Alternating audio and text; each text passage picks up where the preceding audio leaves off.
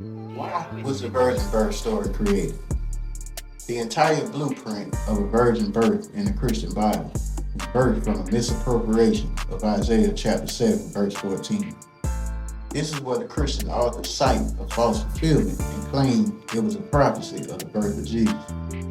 But if anyone goes to the Old Testament and reads the context, they'll discover that it's not about Jesus at all, but a child born to Isaiah, and that child's maturity was assigned to a king named Ahaz.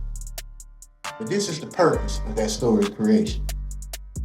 In progressive Christian theology, around the time when the Gospels were written, whatever authors wrote Matthew and Luke, they were conveying the idea that Jesus was sinless.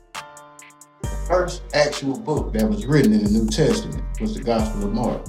And in Mark, Jesus gains his divinity as an adult during his baptism by John. But that leaves the question of how could Jesus be born from human parents and not succumb to the original sin? We have to remember that Christians of this time believed in the doctrine of original sin. So in order for Jesus to escape original sin, he has to be born of a virgin and have no human father. Although this contradicts with the genealogy chapters in those same books.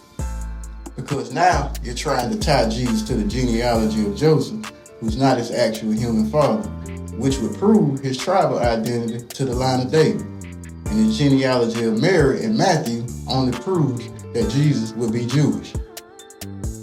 If anyone is being truthful about the evolution of the virgin birth doctrine, they will admit that it should be no reason that the Gospel of Matthew is placed first in Christian Bibles.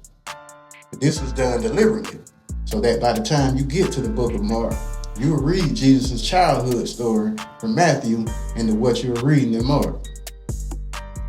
Most readers won't even realize that Luke and Matthew are telling two completely different accounts of Jesus' infancy.